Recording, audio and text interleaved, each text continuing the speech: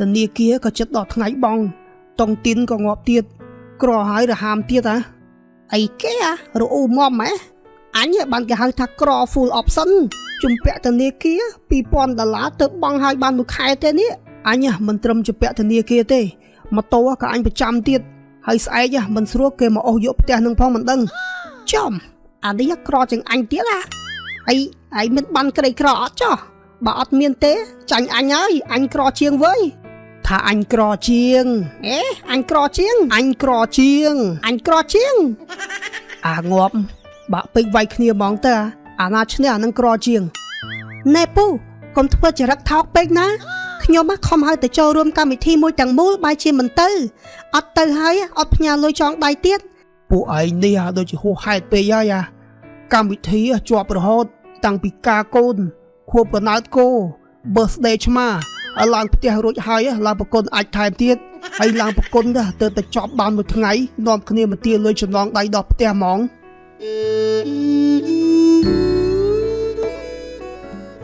មានរឿងមួយដំណើរថាមានគ្រួសារមួយជាគ្រួសារកំពូលរវល់ប្តីឈ្មោះថាពូក្រូចប្រពន្ធឈ្មោះថាសុខាសពថ្ងៃពួកគាត់ប្រកបមុខរបរលក់ដូរអីវ៉ាន់បន្តិចបន្តួចប៉ុណ្ណោះប៉ុន្តែអ្វីដែលជាចំណូលធំរបស់គ្រួសារគាត់នោះគឺគាត់តែងតែបង្កើតកម្មវិធីប្លែកៗដើម្បីហៅអ្នកភូមិមកចូលរួមនិងចងចំណងដៃដល់គាត់ម៉ែវាមើលជួយគិតគ្នាមើលកូនយើងការរួចហើយបុណ្យបច្ច័យ4ក៏រួចហើយឡើងផ្ទះក៏រួចហើយទៀតហើយនៅខ្វះអីទៀតឯងខ្ញុំដូចជាចង់កៀងហើយនេះបើកម្មវិធីយើងធ្វើរួចអស់ហើយហ្នឹងអាម៉េចអាម៉ាធ្វើកម្មវិធីឡើងប្រគុណអាចមួយទៅអីឯងមែនអ្វីថ្ងៃមុនយើងឡើងផ្ទះតាមានតន់ឡើងបង្គន់ណាល្អតាវាហើយប្រុងហៅភ្ញៀវប្រមាណតុកឯងស្រួលខ្ញុំសរេបោះធៀបឲ្យហើយសរេត្រឹមតុកបានហើយឯងខ្ជិលរៀបចំច្រើនណាអូខេលុះស្អែកឡើងពូក្រូចក៏បានដើរហៅភ្ញៀវអាយ៉ូយចុកពោះណាយប់មិញមកដឹងជាស៊ីស្អីទេវ៉ៃបើជាឈឺពោះយ៉ាងនេះអើយចុកណា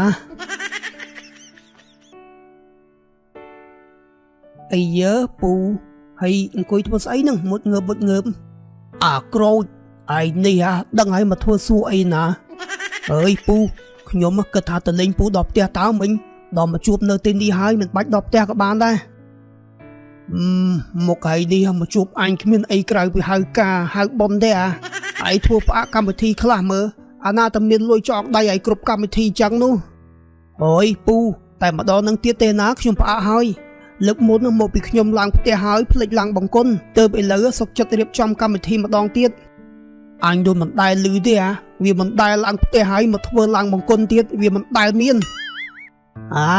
មកពីអត់ដែលមានហ្នឹងហើយបានខ្ញុំធ្វើឲ្យមានហ្នឹងណាទៅពូសុំតែម្ដងនឹងទៀតទេណាយ៉ាប់ហ្មងឲ្យយកទៅទុកផ្ទះអញទៅអញ្ចឹងទុកផ្ទះមិនពូជ្រុលជាជួបនឹងហើយឲ្យត្រង់នឹងហ្មងទៅយីអានេះហើយមិនមើលមនុស្សកំពុងតែឈឺពោះទេអីអូយខ្ញុំអត់ដឹងទេទុកនៅហ្នឹងហើយកុំភ្លេចទៅចូលរួមកម្មវិធីខ្ញុំផងណាពូ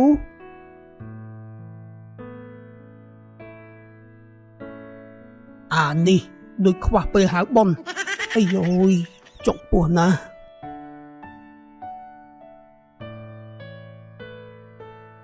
អើយដឹងរកស៊ីអីទៀតទេបើស្ងាត់យ៉ាងនេះធនាគារក៏ចិត្តដល់ថ្ងៃបងតុងទីនក៏ងាប់ទៀត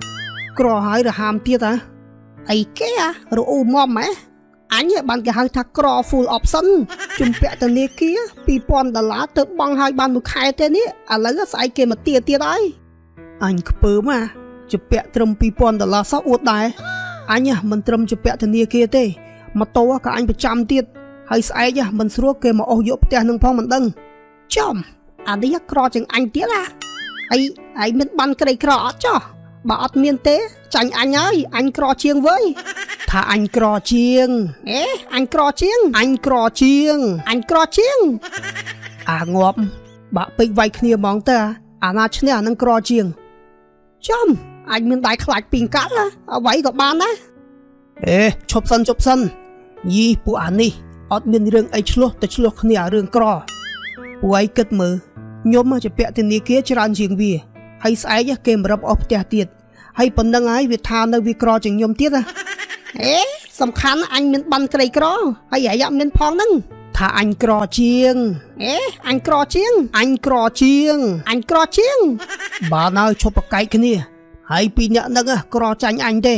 អត់ណាអញហៅបុនឡើងប្រគុណម្នាក់មួយផងទៀតពូថ្ងៃមុនទប់ឡើងផ្ទះសោះឥឡូវមកឡើងប្រគុណទៀតអាមនុស្សពងឆ្លោះគ្នារឿងក្រផងមកហៅបុនទៀតពូនេះកុំឲ្យវាឆ្លោះគ្នាពេកអញហៅបុនអញ្ចឹងបើពីរនាក់ឯងមិនទៅទេចាត់ទុកថាអញក្រជាងហើយយ៉ាប់ពូបងអត់លុយផងមកហៅបុនអីណាក្រោយពីហៅភ្ញៀវបានមួយតុករួចមកគាត់ក៏បានដើរទៅផ្ទះដើម្បីរៀបចំកម្មវិធីលុះស្អែកឡើងចំហៅ3នាក់មកបានតែ2នាក់ពូ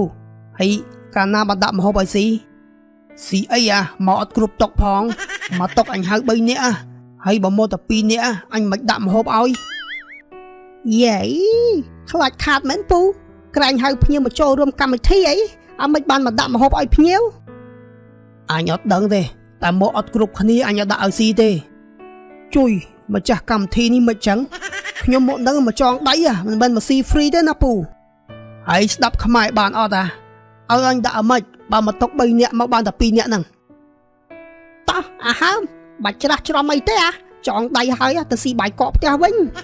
ចាំមើលពូឯងចាំមើលកម្មវិធីខ្ញុំវិញដឹងគ្នាហើយបន្ទាប់ពីម្ចាស់កម្មវិធីមិនដាក់ម្ហូបឲ្យពួកគេក៏បានចងដៃរួចដើរចេញទាំងហួសចិត្តមិនឲ្យឯងមិនបានជាភ្ញៀវទៅអស់វិញអញ្ចឹងដឹងអីវាគ្រាន់តែអត់ដាក់ម្ហូបឲ្យវាស៊ីវានាំគ្នាទៅអស់ហើយមិនដាក់ម្ហូបឲ្យគេឯងដាក់អីគេហៅមកតុក3នាក់មកបានតែ2នាក់ហ្នឹងចំហើយបាត់អ្នកណាឯងចុះលុយគេចងដៃអត់បាត់តាហួយហ្នឹងណាហើយលុយនោះគេចងដៃតើអញ្ចឹងចំណេញម្ហូបឲ្យយើងចាំមើលព្រឹកស្អែកទៅទាលលុយចំណងដៃពីតាហួយហ្នឹងតែម្ដងបែបគិតថារួចខ្លួនមែនគេហៅកម្មវិធីឲ្យមិនមកមិនចងដៃគេទៀតលុះព្រឹកឡើង